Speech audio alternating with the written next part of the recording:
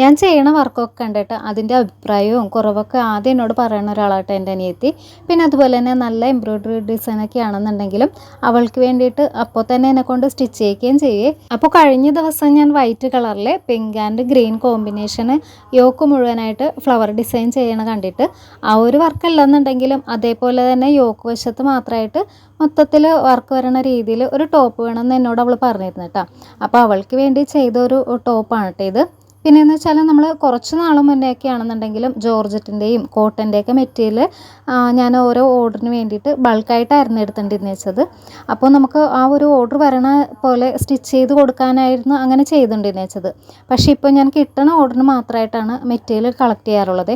അപ്പോൾ അതാകുമ്പോഴേക്കും നമ്മുടെ കയ്യിൽ നിന്ന് മെറ്റീരിയൽ ചിലവായില്ല എന്നുണ്ടെങ്കിൽ നമ്മുടെ കയ്യിൽ നിന്ന് കാശും നഷ്ടമാകില്ലല്ലോ. അപ്പോൾ അതുകൊണ്ടിട്ട് തന്നെ അവൾക്കൊരു ടോപ്പ് ചെയ്യാൻ പറഞ്ഞപ്പോഴേക്കും എൻ്റെ കൈ വെച്ച ഈ ഒരു ബ്ലാക്കും വൈറ്റ് കളറിലെയും ജോർജറ്റ് മാത്രമാണ് ഉണ്ടായിരുന്നത് വെച്ചത്. അപ്പോൾ ഈ ഒരു 2 കളറെന്ന് വെച്ചാൽ നമുക്ക് എപ്പോഴും ഓർഡർ വരണതും ആ ഒരു കളറിൽ തന്നെയാണെന്നുണ്ടെങ്കിൽ നമുക്ക് ഏത് വർക്ക് ചെയ്താലും നല്ലൊരു റണ്ണിങ് ഉള്ള മെറ്റീരിയലും കളറും ഒക്കെയാണ്. അതുകൊണ്ടിട്ട് അതെപ്പോഴും ഞാൻ സ്റ്റോക്ക് എപ്പോഴും കൂടുതലായിട്ട് കരുതാറുണ്ട് കേട്ടോ. പിന്നെ ഈ ഒരു ടോപ്പിൻ്റെ ആണെന്നുണ്ടെങ്കിൽ യോക്കിൽ അത്രയും വർക്ക് ഉണ്ടായത് കൊണ്ടിട്ട് തന്നെ സ്ലീവിൽ വർക്കൊന്നും കൊടുക്കാതെ എൻഡിങ് പോർഷനിൽ സ്കാലപ്പ് വർക്ക് മാത്രമായിട്ടാണ് നമ്മൾ കൊടുത്തിരിക്കുന്നത്. ബ്ലാക്കിനോട് ഏറ്റവും ചേർന്ന് നിൽക്കുന്ന റെഡ് ആൻഡ് ഗ്രീൻ കോമ്പിനേഷനിൽ ഈ ഒരു വർക്കാണെന്നുണ്ടെങ്കിലും ചെയ്ത് കഴിഞ്ഞപ്പോൾ അടിപൊളിയായിരുന്നു കേട്ടോ. അപ്പോൾ അവളിട്ട് 2-3 പിക്കും കൂടി ഞാൻ ഇതിനകത്ത് ആഡ് ചെയ്തിട്ടുണ്ടേ.